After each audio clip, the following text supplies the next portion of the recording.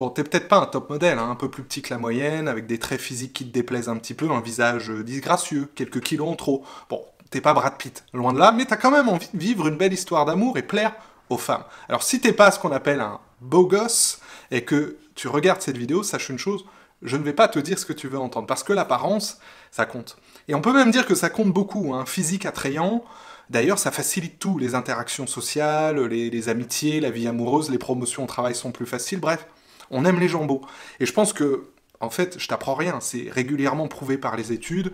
Je pense que toi aussi, d'ailleurs, tu préfères les jolies filles. Donc le premier conseil que j'ai envie de te donner, si t'as pas gagné la loterie génétique, on va dire, c'est de ne pas adopter, de ne surtout pas adopter l'attitude d'un homme aigri par la vie, de ne pas pleurer sur ton sort. Si tu as des défauts physiques, il est possible de te transformer par le sport, par l'alimentation, par un changement de look, de mentalité. Il est possible de changer le corps et l'esprit, d'être dans l'action et pas dans les plaintes. Je parle tous les jours à des hommes qui, au lieu de comprendre leurs échecs, au lieu de se remettre en question, préfèrent, vous savez, blâmer le narcissisme ambiant, clamer que la société est trop superficielle, que les femmes sont sans pitié, qu'elles préfèrent les hommes comme ci, comme ça. Ça, c'est parfois à l'origine aussi d'un début de misogynie, et c'est le début de la fin, parce que ça creuse vraiment le fossé entre vous et les femmes.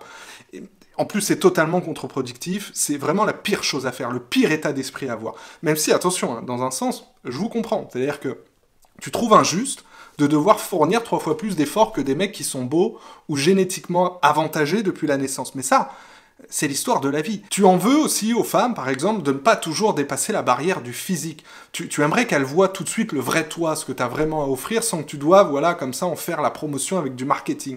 Mais ça, c'est aussi souvent un petit peu hypocrite, pardon, parce que si une femme arrive à un date en jogging, mal fagotée, pas du tout maquillée, est-ce que tu auras envie de lui laisser une chance? Bah, pas forcément si tu as des standards. Et je vous pose cette question, est-ce que vous avez envie de sortir avec une femme qui se néglige, qui ne vous plaît pas? D'accord? Et d'ailleurs, si ça peut te rassurer, je précise quand même, je fais une petite parenthèse, il n'y a pas que les mecs moches, j'aime pas utiliser ce terme, mais il n'y a pas que les mecs moches qui galèrent avec les femmes. Tous les hommes, même les plus beaux d'ailleurs, doivent faire des efforts à un moment donné pour plaire aux femmes qu'ils veulent, pour les séduire, à l'exception, allez d'accord, d'une minorité d'Apollon qui attire toutes les femmes qu'ils veulent, j'en connais pas beaucoup, on doit tous s'employer pour trouver, pour garder la perle rare. Et oui, d'accord, mais une chose est sûre, la nature, tu sais, elle t'a fait comme tu es. L'important, c'est ce que tu fais avec. Il y a un adage très connu que j'utilise souvent avec mes élèves qui dit « accepte ce que tu ne peux pas changer et améliore le reste ». Je répète, accepte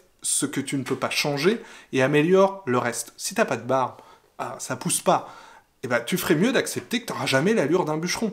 Et même, pourquoi pas, faire preuve d'autodérision par rapport à ça. En fait, vous savez, si les complexes en eux-mêmes ne nuisent pas à la séduction, ce qui nuit vraiment à notre charme, c'est les insécurités. C'est le fait d'être bloqué mentalement sur nos complexes. C'est le fait qu'on essaie justement de cacher aux autres ce que nous sommes tout entier, de ne pas assumer nos défauts. Donc faire preuve d'autodérision, ça revient, par exemple, à dire à une femme, ok, oui, c'est vrai, je suis un peu plus petit que la moyenne, mais t'inquiète, tu vas voir, j'ai d'autres charmes, hein, laisse-moi une chance. Voilà, ça c'est mieux qu'un homme qui met des talonnettes pour gratter des centimètres et dissimuler un truc que vous n'assumez pas.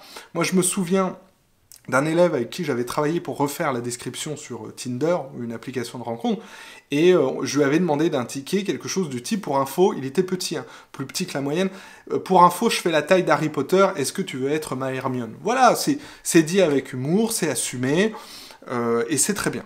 Okay, ceci étant dit, là, on se parlait de choses qu'on ne peut pas changer, qu'on ferait mieux d'accepter, mais il y a aussi, et ça c'est vraiment la bonne nouvelle, énormément de choses que l'on peut modifier sans passer par la case chirurgie esthétique, dans l'optique d'être plus séduisant, dans l'optique de plaire davantage au premier regard. Déjà, voilà, je devrais pas avoir à vous le dire, mais l'hygiène de base, d'accord, il faut que je vous le rappelle. J'espère, voilà, que vous n'avez pas des pellicules plein les épaules. Se faire aligner les dents, porter des lentilles, changer sa morphologie, améliorer sa posture, perdre du poids, prendre du muscle, mieux s'habiller, avoir un style plus moderne, etc. C'est aussi une manière de montrer aux autres, aux femmes, une évolution, un mieux-être global, non seulement sur le plan physique, mais aussi sur le plan personnel, émotionnel, parce qu'en fait tout ça c'est lié, d'accord? Et un relooking, messieurs, un changement de garde-robe, oui, ça peut tripler un pouvoir de séduction du jour au lendemain, sans compter les avantages supplémentaires en termes d'image de soi, on se sent plus assuré, plus intéressant, plus enthousiaste. On va beaucoup moins s'auto-saboter à un date en se demandant « ouais, mais je pense que... » Non. Donc le glow-up, messieurs, il est possible. Il est vraiment à la portée de tous les hommes qui ne se trouvent pas assez attirants physiquement. C'est vite le jour et la nuit, même pour ceux, à la base, qui n'ont pas une génétique incroyable. Au fond, vous savez, je pense que les femmes se fichent pas mal de nos mensurations, elles se fichent pas mal de nos caractéristiques innées, physiques, tant vraiment qu'on fait attention à soi, tant qu'elles voient qu'on fait des efforts, qu'on sait se mettre en valeur, miser sur nos atouts, indépendamment de ce que la génétique nous a donné. Donc il faut passer par là, vraiment c'est un non-sujet, par pitié. Ne me dites pas, non mais moi je veux qu'une femme m'aime pour moi. On vit dans un monde d'images, d'accord? On n'en parle plus. Alors, ça se fera au prix d'efforts, ça se fera au prix d'une certaine discipline, bien entendu. C'est une tâche longue, hein. Par exemple, refaire une garde-robe, c'est une tâche longue. Et ça, d'ailleurs, vous savez, en passant, les femmes l'ont bien compris. La plupart des jolies filles que tu croises dans la rue ont dû, elles aussi, faire des efforts pour devenir attirantes. Demandez-leur des photos d'elles quand elles étaient au lycée, à l'école. Vous allez être surpris de constater que certaines n'avaient pas du tout le bon physique à l'époque. D'accord? Donc elles aussi font des efforts. Ceci étant dit, attention, je fais quand même un petit disclaimer pour finir cette vidéo. La forme physique, l'apparence d'un homme, c'est paradoxalement à la fois un passage obligé et en même temps, c'est pas du tout le remède miracle. Je m'explique.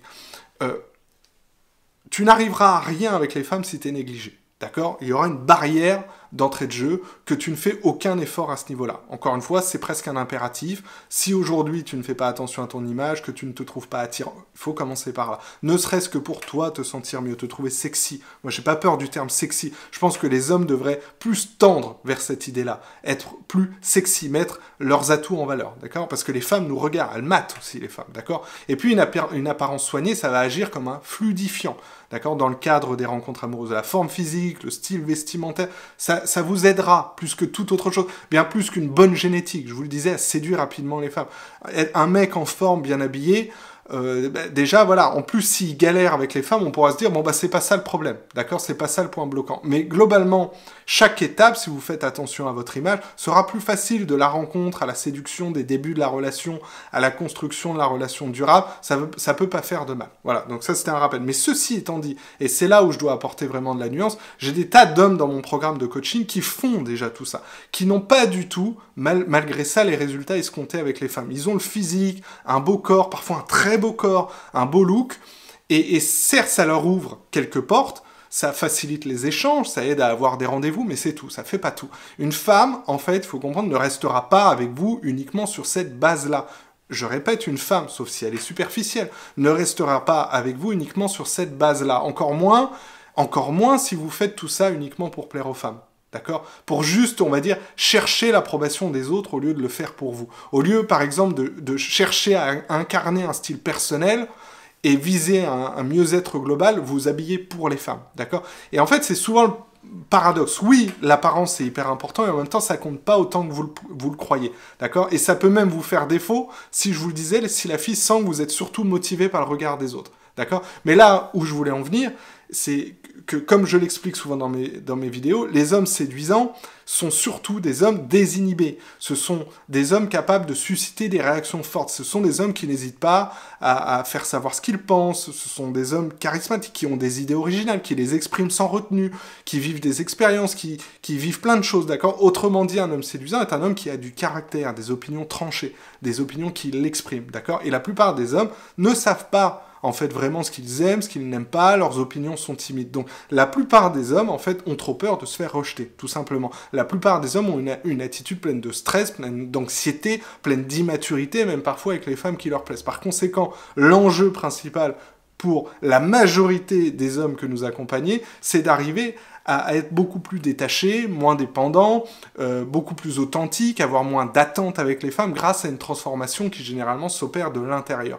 Parce que justement, tous les efforts dans le but de plaire aux femmes, il faut qu'il soit fait à partir d'une énergie de non-dépendance vis-à-vis de ce qu'elles pensent de nous. Et ça, c'est le vrai travail. Parce que si vous êtes un nice guy, que vous cherchez beaucoup l'approbation des femmes, et qu'un coach vous dit il faut faire un relooking, potentiellement que vous allez le faire dans une logique transactionnelle pour avoir des résultats, et ça, c'est pas forcément non plus très très bon. D'accord? Vous allez certes présenter mieux, mais toujours avoir cette énergie qui est très repoussante vis-à-vis des femmes, une énergie de nécessiteux.